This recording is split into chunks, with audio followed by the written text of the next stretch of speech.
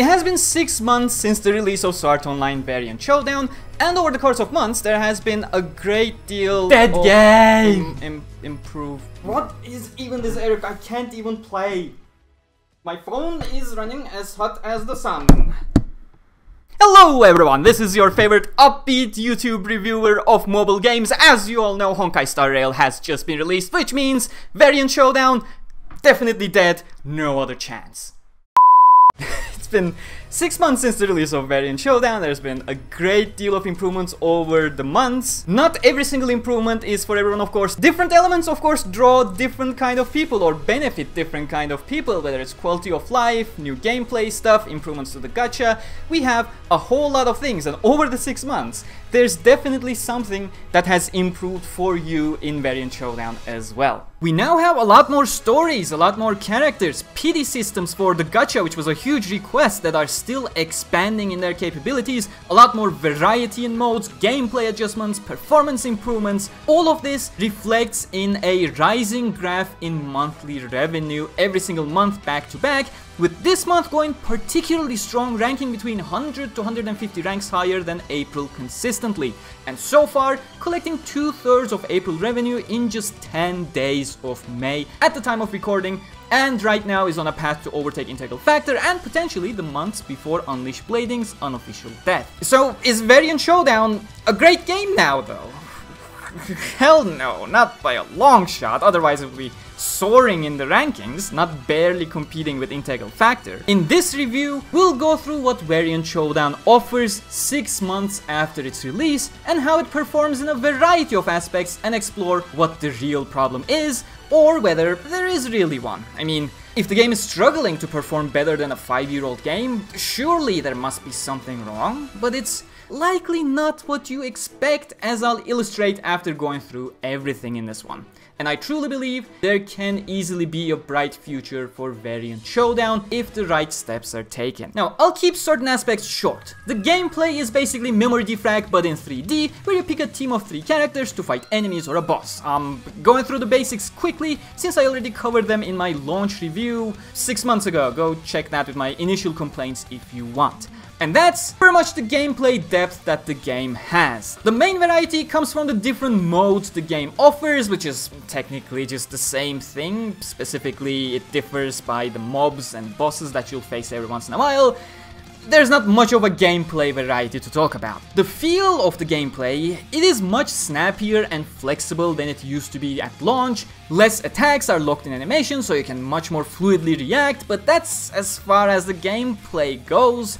It's nothing all that exciting, pretty box standard for a mobile game, similar to all the other SAO mobile games. Main quests, fight these mobs in this arena. Daily quests, fight these mobs in this arena. Event quests, fight this boss in this arena. Limited battle, fight this boss in this arena now, but get more points depending on how much you debuff yourself or buff the boss. It's the same thing over and over, and I don't particularly see a problem there. That's the industry standard we're talking about. As a big change, we recently had the Battle Royale introduced. That's gotta be something, right? Right?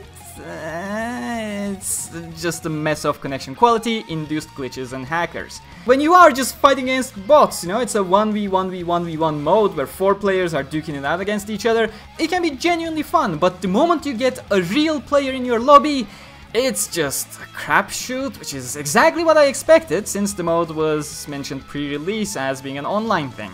I'm personally expecting this to be changed into a mode with bots in the future, because goddamn, this is even worse than the PvP memory defrag had, where the host landed all the parries and got full damage every single time. At least it was predictable whether you were gonna win or lose. So gameplay, still pretty bad when it comes to sustaining players, which is exactly why the increased rewards of skip tickets are benefiting the game so greatly in the numbers, particularly the treasure hunt mode. This is your typical dispatch mission from other games that you'll recognize. Send out characters on missions and they'll come back in a couple hours with certain rewards. And the shortest dispatch has the best rewards, energy capsules and skip tickets. Shortly after the feature was introduced, the player retention immediately increased visibly, and the ranking events became much more popular, with higher ranks becoming much more competitive in the amount of points they require. But that's where the argument of becoming more popular does not make it a better game, which is the cornerstone of my initial argument. This is something I talked about in my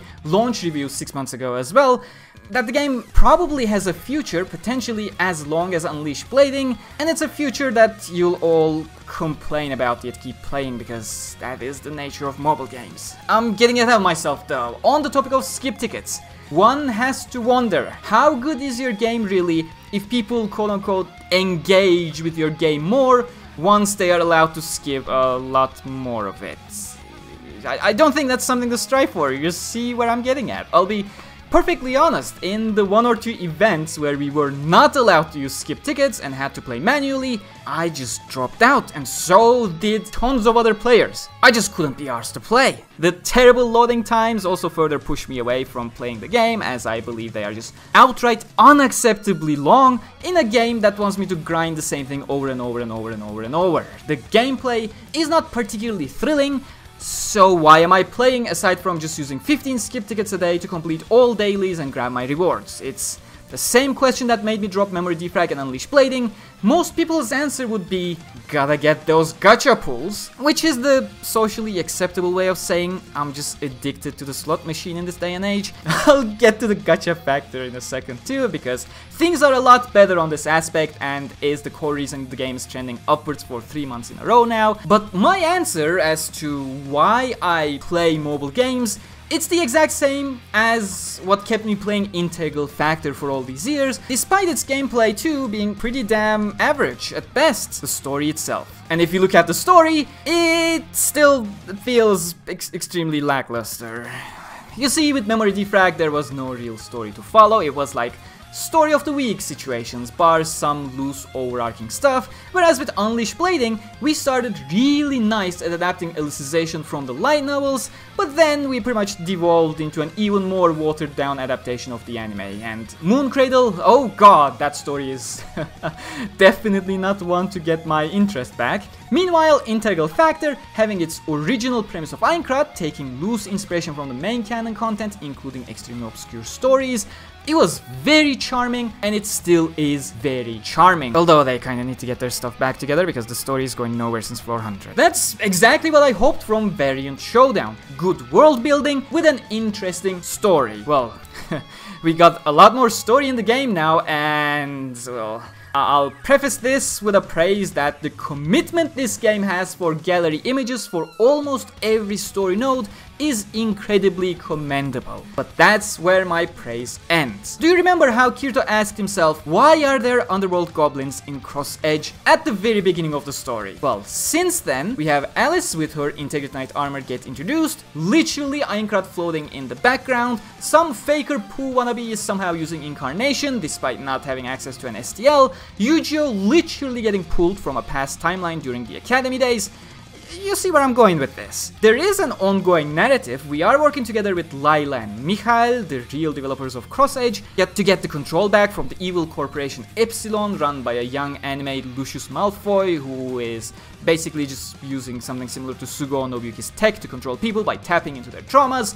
But the way we get there, it's insufferably incoherent. Things, story elements, characters appear and disappear as they need to. Well, if we're being real here, they do that because of their marketability, with no in-universe sense or logic. And while the story is getting better, we learned a lot more about Layla, and recently even the random bad guy number 2 is getting some nice character motivations. The world and narrative we find ourselves in, it just leaves a lot to be desired that pulls those story fans out of the entire experience. Also, a 4-minute story segment a week is laughable. Last week we got a proper 8-minute-ish segment, which was fine, I guess, but the delivery pacing still remains insufficient. The story blocks don't feel significant enough, and I'm literally forgetting what happened last time despite it only being a single week, due to how insignificant everything feels. You want long-term commitment to the game? You don't need to look at an industry leader like Fate Grand Order. Integral Factory is literally right there as the prime example. People adore the characters and love almost every single story that comes out, creating great buzz on socials and end up itching for more. Takeuchi P, you're the lead producer of both Integral Factor and Variant Showdown. I'm sure game development is much harder than all of us players imagine, but I don't think it's unreasonable to say, please just do a little better on the story side. As I said, things are already so much better since launch. The Asuna vs Alice tension is mostly gone, you are paying great attention to your original characters and your villains recently. I love all of that and I really look forward to more. But the fundamental information of what is Cross Edge is still missing from the entire game. Why are there underworld goblins in Cross Edge that Kirito never wondered about again? Why are all the characters in their most iconic outfits and not in their Cross Edge outfits? Not gonna lie, I love Layla's new outfit and hairstyle, but she got a new attire while Kirito still has his 10-year-old black worm coat and it hasn't even been explained why he even has it. And AG here just deciding to run around with his real-world exosuit from Ornal Scale, not even his Halo avatar. Why are locations like Aincrad or the World Tree or Rulid or SPC Glocken in Cross Edge? Is this Unital Ring and nobody knows, including the characters themselves? They are not even surprised by any of this. When I say all of this, I really say this full of passion and love for this series and the game, and for the story I want to know more of, the story of Variant Showdown, and because I know that some feedback actually reaches the destination. I say this taking full credit for Integral Factor now implementing dialogue sprites for story relevant NPC characters as well for about a year now after my relentless feedback on Twitter. So, Takeuchi P, valuable developers and story writers part of the Variant Showdown project. I truly do hope you'll flesh out the world of Cross Edge and ground its setting and its features with explanations and reveals in the future rather than just ignore their existence. Alright, now that I bored a majority of you with my story obsession and my viewer retention is down to 10%, let me loop back to what I think will truly save the game in the short term. And it saddens me that a lot of you will actually love this despite being an exploitative scheme. Let's talk about the gacha. The gacha in Art Online Variant Showdown has been improved so immensely that I cannot properly describe how large of a gap it has between now and then. We now have proper step-ups with discount and guaranteed steps, and with the latest idle banners, exchange points have also been implemented so that after a certain number of pulls, you can actually use those points to grab a character of your choosing. I mean, both of these are very much exploitative moves. Free-to-play players will surely benefit from discounted banners, albeit rewards are being reduced everywhere in the game accordingly. Remember when stories came with more than just 2 gameplay nodes? I digress, but the exchange points and step 4 stuff, those are mainly whale traps. The argument is always, let them pay if they want to, but in my opinion that does not really counter the argument of these are psychological tactics to get them to pay. But hey, I said my bit, I can talk about for ages on the matter otherwise, but I'll leave the ethical side of it for you to digest for yourself. The point is, more of these features being applied consistently will most certainly help the game recover more. But there is something more that will most likely push the game over Integral Factor easily, and it is hidden in their monthly ranking graph. And if one of the earlier dev Q&As are anything to go by, I'm sure this will eventually be done. So what is it, you ask? You see, fellow player, when we look at memory defrag, the game at certain points was literally spamming power crept banners week after week after week with 4 new characters per banner, no less. When we look at something like Integral Factor, they too are spamming 4 new skills each week, also boosted by countless rerun banners. Unleash Blading, while not as aggressive, except for those desperate summer times with limited bikini units, it was usually more modest, but even in its lackluster times, it still did not shy away from a relatively bi-weekly schedule of new original units alongside pickup reruns. And aside from Integral Factor, where rankings did not exist, thus less pressure to get power crept skills, I criticized these games for their greed. And that's why it really pains me to say this, but Variant Showdown, you clearly can afford to be a little greedy about now. Again, look at the graph here and you will see the problem immediately. First half of the month, relatively strong, a spike around the start of the second week because there's a new event, usually catching up to the start of the month, but the final 5 to 10 days, they become a barren wasteland every single time and go much lower than the low point between event 1 and event 2. The blue line you see in this graph is the month of April, but the trend in a given month, that's pretty much uniform across all the months that we have gone through so far. And this is because throughout the entire month, Variant Showdown only pushes a single new character banner featuring only 2 characters, aside from the Battle Pass character of course. Second half usually features a pickup rerun that is not particularly interesting because most new characters are limited and are not added to the normal pool anyways, or they are ability card banners that regardless of how powerful they may be, and believe me they are, players are just not particularly interested in them compared to characters, leading to that declining interest at the end of the month. At that point, people are just saving for the next month to come. So, what I'm getting at here is, I believe that's where Variant Showdown's short-term savior lies. Start the month with a new banner, but around midway, push a second new banner with a matching theme, same as what Unleashed Blading always did. I don't like spamming units, but if you could just create more character archetypes like Klein with a katana, Agil with a battle axe, Eiji with an agile one-handed sword user, Stre as a two-handed sword user, Len as an SMG user, etc, and maybe even interchange characters with those archetypes, like Layla has clearly been teased to be going for a two-handed sword in the latest story, give Shilika an SMG and all that kind of stuff.